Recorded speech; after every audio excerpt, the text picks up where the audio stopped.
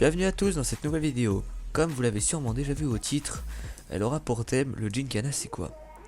Alors pour commencer, je tiens à préciser que cette vidéo est à but culturel et que les thèmes seront aléatoires. Donc n'hésitez surtout pas à me conseiller des thèmes dans les commentaires. Revenons-en à notre vidéo. Alors le Gymkhana c'est quoi? Le Gymkhana est une discipline sportive et automobile qui consiste à drifter entre ou autour d'obstacles. Oui, drifter mais pas seulement. Drifter autour d'obstacles aléatoires bien sûr. Le Gymkhana peut tout autant être exercé en voiture qu'en moto. Bien sûr, les deux n'ont rien à voir l'un de l'autre. Mais dans cette vidéo, je préfère plutôt m'orienter vers le Gymkhana en voiture. Le matériel. Pour pratiquer, il vous faut une voiture. Mais une voiture 4x4 ou Pro. Donc Pro c'est quoi? Si vous avez un minimum de connaissances en automobile, vous savez sûrement ce que c'est, mais je préfère quand même l'expliquer.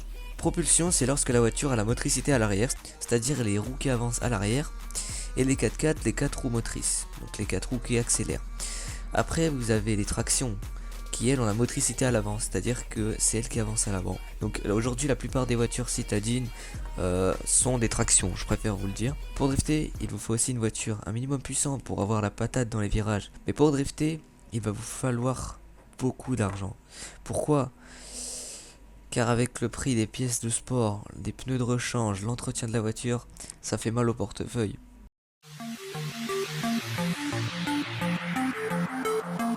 Donc le meilleur au Gymkhana à mon goût, donc c'est le créateur, c'est Ken Block. Et donc lui il fait du Gymkhana et le met en ligne sur YouTube. De nos jours, le dernier épisode est le Gymkhana 7. Alors là je vais vous mettre les différentes voitures qu'il utilisa au fil de ses vidéos.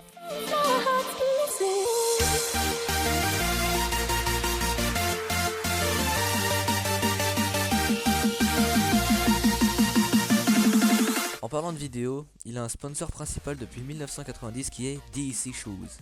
Bien sûr, DC Shoes n'est pas là par hasard, donc ils ont un marché.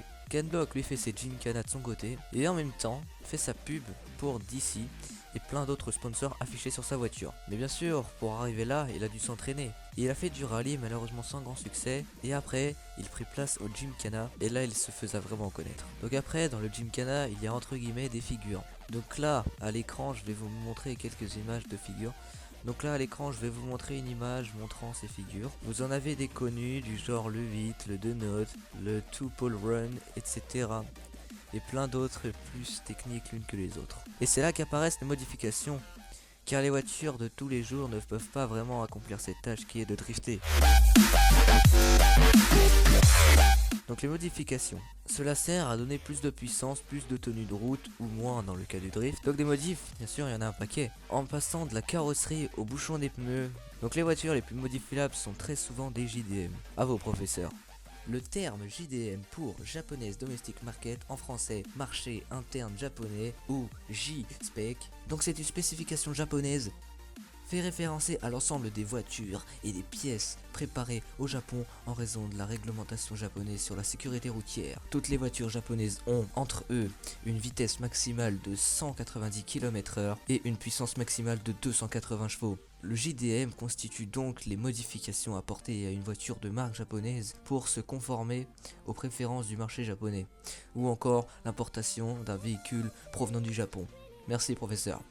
Alors je disais, les voitures les plus modifiables sont généralement des JDM, je vais vous en donner quelques exemples. Alors en voiture, vous avez la Silvia S15, la Skyline, la Mazda RX-7, la Honda S2000, la Fairlady 350Z et la Subaru Impreza, qui est une très bonne voiture d'ailleurs. Après vous avez aussi les fameuses German Look, avec les BM, les Audi, les Volkswagen.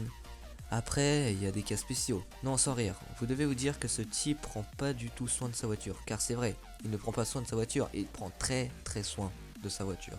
Alors oui, vous dites sûrement, comment ça se fait qu'il prend très soin de sa voiture, tu te fous de notre gueule machin. Mais croyez-moi non, ce style de tuning est un German look comme les autres. Donc c'est un style de tuning comme les autres, faut pas croire que tous les styles doivent se ressembler. Il y a plus originaux que d'autres et franchement moi celui-là je l'aime bien. Alors on arrive à la fin de la vidéo, si vous trouvez que ce type de vidéo vous plaît, n'hésitez surtout pas à me procéder des thèmes dans les commentaires et à me dire si vous avez aimé, n'hésitez surtout pas à mettre un petit like, ça fait plaisir. Donc les thèmes sont principalement mécaniques et peuvent être aléatoires bien sûr. Donc voilà, on se retrouve pour le prochain épisode, bye tout le monde. Gonna